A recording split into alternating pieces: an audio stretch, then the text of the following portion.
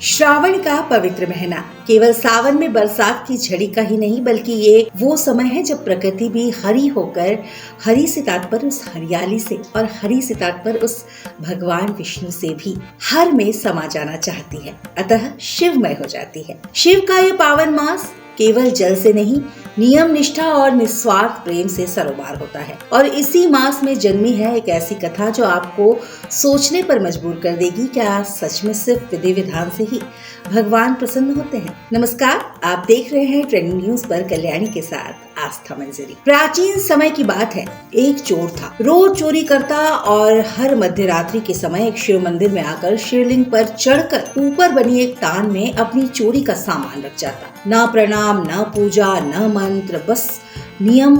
हर रात बिना रुके, अनजान ही सही पर बिना नियम तोड़े बरसों बरस यही क्रम चलता रहा। फिर एक दिन भयंकर आंधी तूफान से प्रकृति भी थम गई। भीषण बारिश ने पूरे नगर को अपनी चपेट में ले लिया। यहाँ तक कि मंदिर के पुजारी भी उस दिन घर पर ही रुक गए और उन्होंने दूर से ही भगवान को प्रणाम कर लिया। पर वो चोर अपनी नियमबद्धता से हटा नहीं।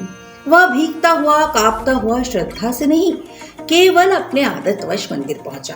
और जैसे ही वह शिवलिंग पर चढ़ने के लिए आगे बढ़ा, एक दिव्य प्रकाश फैल गया। स्वयं भगवान भोलेनाथ प्रकट हो गए। चोर स्तब्ध, भयभीत, किंतु अभिभूत। चोर बोला, हे देव, आप कौन हैं? क्या आप कोई जादूगर है? क्या आप मुझे रोज यहाँ आते जाते देखते हैं? भोलेनाथ मुस्कुराए और बोले, पुत्र, मैं शिव हूँ जिसकी पूजा ये संसार करता है। तुझसे वर्षों से जुड़ा हूँ, तेरे नियम से बंधा हूँ। चोर भगवान शिव की बात समझ पाता उसके पहले ही भगवान भोलेनाथ ने उससे कहा, मांग, तुझे क्या मांगना है, मैं तुझसे अति प्रसन्न हूँ।